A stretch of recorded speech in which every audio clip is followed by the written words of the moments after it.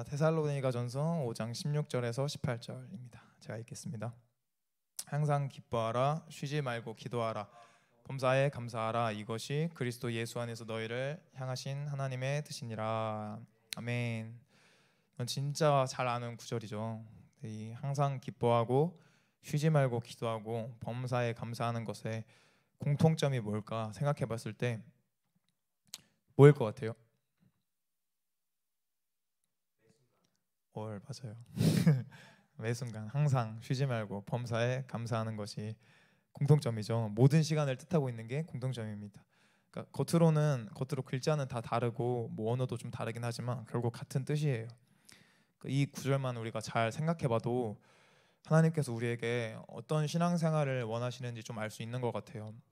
성경에서 많은 부분에서 하나님과의 관계를 결혼 관계로 표현하고 있습니다. 결혼이랑 또 비교할 수 있는 게 연애잖아요. 근데 연애 때랑 결혼 때랑 차이가 뭐 엄청 많겠지만 그 중에서 또 중요한 부분이 혼자만의 시간의 차이인 것 같아요.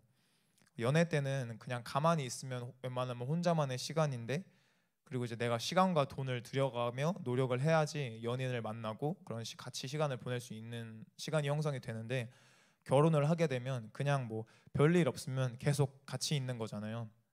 따로 시간을 낼 수가 있지만 쉽지 않아집니다. 계속 동행하게 되고 그런 게 결혼입니다.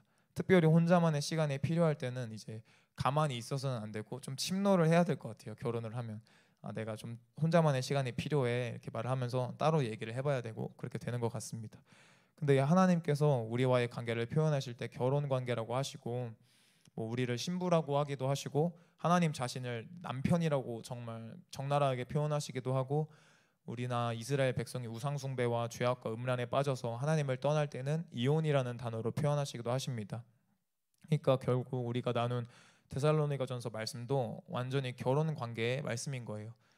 단순히 뭐 주일에 기뻐하라, 저녁 기도회 때 기도하라, 뭐 눈을 뜨자마자는 불평하지는 말고 감사하라, 이 정도가 아니라 항상 기뻐하고 범사에 감사하고 쉬지 말고 기도하라고 말씀하시는 겁니다. 하나님께서 저희에게 그 매 순간을 요구하시고 계신 거예요. 이게 글자로만 보면 사실 진짜 종교인들한테 제일 빡센 말씀일 것 같아요. 어떻게 매 순간에 이 세 가지 일을 할 수 있지? 싶을 수 있을 것 같습니다. 항상 기뻐하기도 솔직히 어려운데 거기다가 항상 감사까지, 거기다가 항상 기도까지, 이게 머리로만 생각하면 사실 불가능하지 않나 싶은 거예요. 그러다 보니까 내가 이걸 못한다는 믿음 때문에 이걸 하여간 사실 뭐 항상 기도하라는 말은 아니다, 꼭 그런 말은 아니고 그냥 뭐 은유적인 표현이다 이렇게 말을 하게 되기도 하는 겁니다. 근데 18절에 보면 우리가 이렇게 항상 주님 안에서 감사하고 기뻐하고 기도하려면 어떻게 해야 할지를 알려주시는데, 이것들은 그리스도 예수 안에서 너희를 향하신 하나님의 뜻이라고 말씀하십니다. 우리가 예수님 안에 거할 때 항상 기뻐하고 쉬지 말고 기도하고 범사에 감사하게 되는 걸 줄로 믿습니다.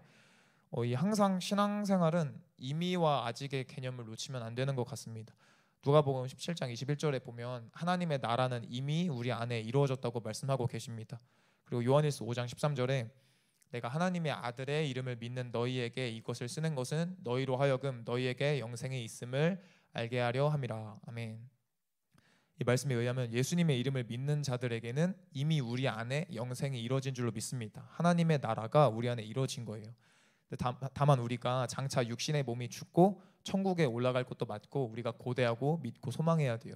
근데 그때까지 우리가 천국을 못 누리고 참기만 하는 게 아니라 이미 예수님께서 우리 안에 이루신 천국을 누릴 수가 있는 줄로 믿습니다. 우리 안에 이미 이루어진 천국을 믿음으로 붙잡으시고 믿음으로 바라보시고 믿음으로 감사하는 저와 여러분 되길 바랍니다. 우리가 어디가 심하게 아플 때는 그게 낫기만 하면 행복할 것 같을 때가 있잖아요. 근데 재영이가 아프게 될 줄 몰랐어요. 그래서 너무 안타까워요. 항상 재영이 고생이 많은데, 그래서 같이 기도하길 원합니다. 우리가 어디가 하여가 아플 때는 그게 낫기만 하면은 솔직히 진짜 살만할 텐데, 행복할 텐데 이럴 때가 있고, 뭐 예를 들어 막 지하철에서 배 아파 막 이럴 때 막 이것만 해결하면은 한시름 돌 것 같아 이럴 때가 있는데, 어쩔 때 심한 문제가 있을 때는 그 문제만 해결되면 행복할 것 같을 때가 있잖아요. 뭐 남자들은 특별히 저 같은 경우는 군대 버프라고 하는데, 군대에 들어갔을 때는 저녁만 하면 모든 게 해결이 될 것 같아요. 진짜로 저녁만 하면 진짜 뭘 시켜도 노가다를 하더라도 이것보단 낫지 않을까? 진짜 이렇게 생각하면 진짜 그렇게 생각하고 실제로 그게 힘이 나요. 이 군대에서 빠져나기만 하면 뭘 해도 잘할 것 같고 행복할 것 같고 그런데요. 근데 진짜 실제로 그렇긴 한데 그것도 오래가지 못합니다. 한 1년 안에 끝나버리고 뭐 길어야 3개월인 것 같아요. 점점 식죠. 근데 이 불과 유황이 있는 지옥, 이것은 그 어떠한 질병과 문제 그리고 군대보다도 비할 수 없이 아주 아주 끔찍한 곳입니다. 그리고 1년, 2년, 10년 뭐 이 정도 세월의 문제가 아니에요.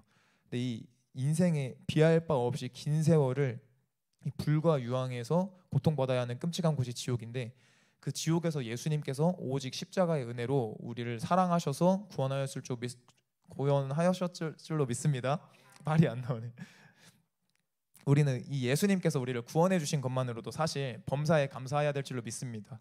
우리가 지옥에 솔직히 지금 10초만 있다가 와도 지금 이 순간이 너무 행복하고 감사할 거예요. 그것을 놓치면 안 되는 거예요. 그러니까 눈을 떴을 때 하나님께 구원받은 것을 감사하는 저와 여러분 되길 바랍니다. 하박국 3장 17절 18절에 보면 비록 무화과 나무가 무성하지 못하며 포도나무에 열매가 없으며 감람나무에 소출이 없으며 밭에 먹을 것이 없으며 우리의 양이 없으며 외양간에 소가 없을지라도 나는 여호와로 말미암아 즐거워하며 나의 구원의 하나님으로 말미암아 기뻐하리로다. 아멘. 이 말씀 17절만 읽고 끝나면 진짜 암울할 것 같아요. 근데 이 말씀처럼 우리의 상황과 환경에 빡살이 나고 내 생각대로 안 된다고 하더라도 여호와로 말미암아 즐거워하는 저와 여러분 되길 바랍니다. 나의 구원의 하나님으로 말미암아 기뻐하는 저와 여러분 되길 바랍니다. 로마서 14장 17절에 보면 하나님의 나라는 오직 성령 안에 있는 의와 평강과 희락이라고 하십니다. 우리가 물론 매일매일 성령 충만을 구해야 되고 매일매일 성령의 기름을 구해야 돼요. 근데 이미 성령님께서 우리 안에 계신 것처럼 이미 우리는 우리 안에 계신 예수님, 우리 안에 계신 성령님으로 말미암아 기뻐할 수 있을 줄로 믿습니다.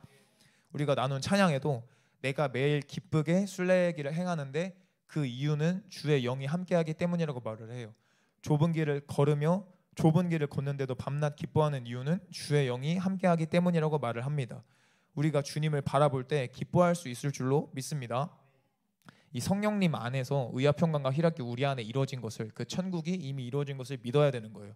맹목적인 믿음이 아니라 말씀에서 그렇게 말하고 있기 때문입니다. 내가 예수님을 바라볼 때 의로서 죄를 이길 수가 있구나. 내가 예수님을 바라볼 때 내 안에 천국을 바라보고 믿을 때 기쁠 수가 있구나.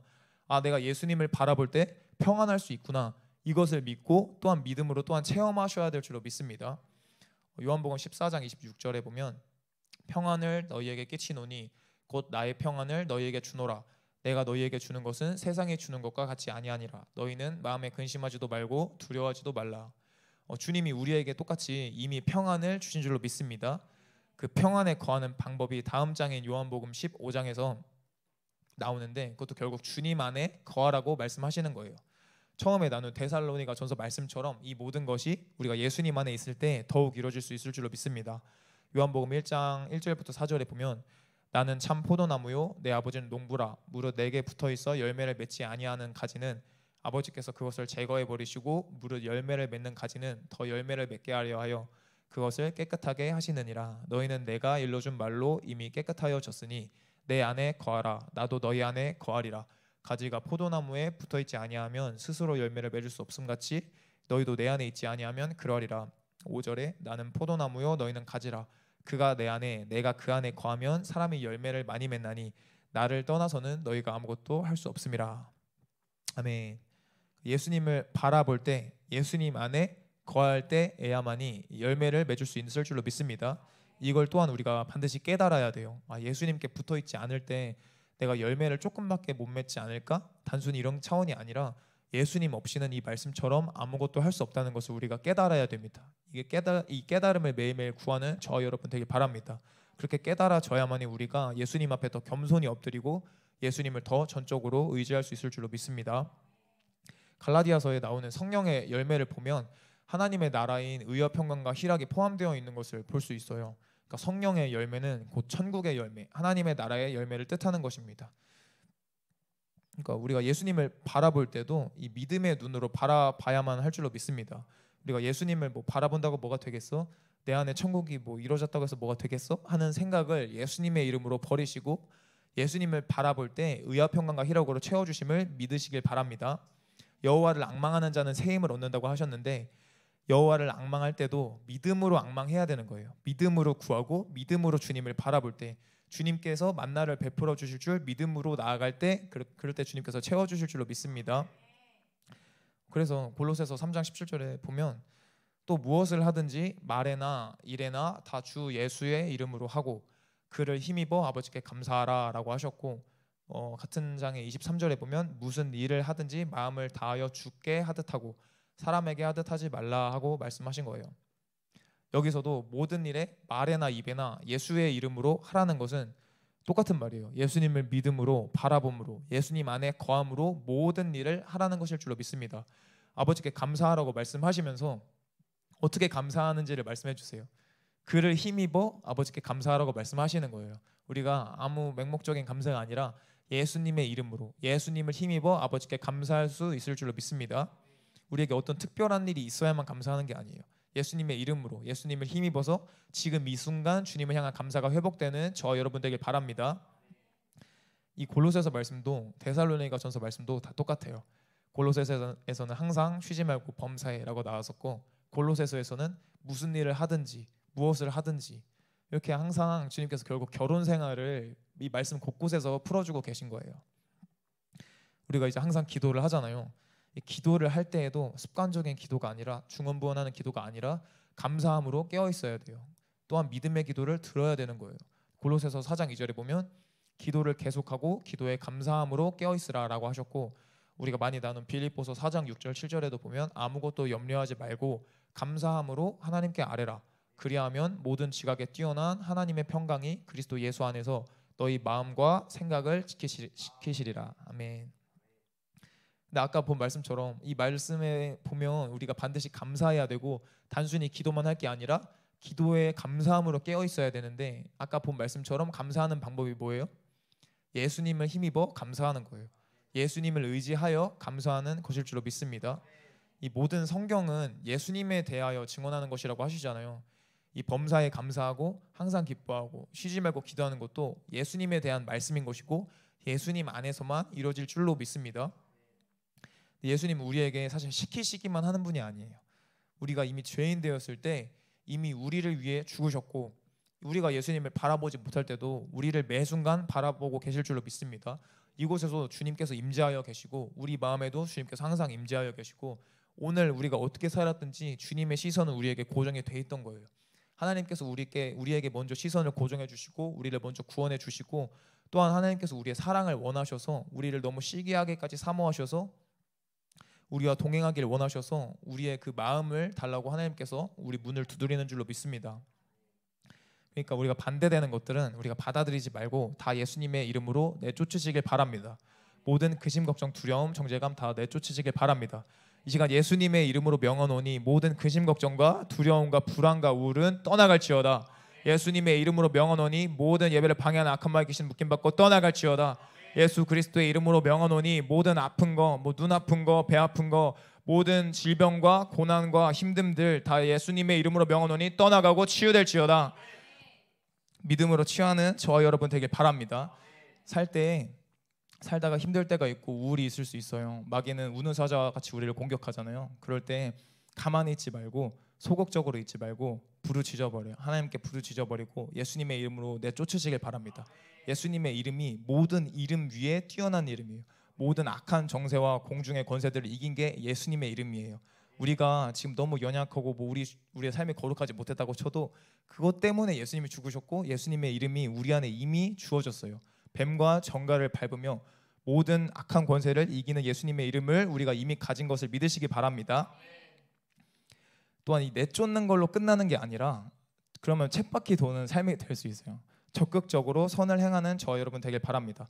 예수님의 구원에 대해서 감사하고 예수님 저를 구원해 주셔서 감사합니다. 예수님 안에서 항상 기뻐하기로 결단합니다. 오늘도 살아서 하나님을 예배할 수 있게 해주셔서 감사합니다. 이런 식으로 예수님의 구원과 또 좋은 일과 또한 이뤄질 일들을 믿음으로 감사함으로 나아갈 때 모든 지각에 뛰어나신 하나님의 평강이 예수님 안에서 저희 마음과 생각을 지킬 줄로 믿습니다.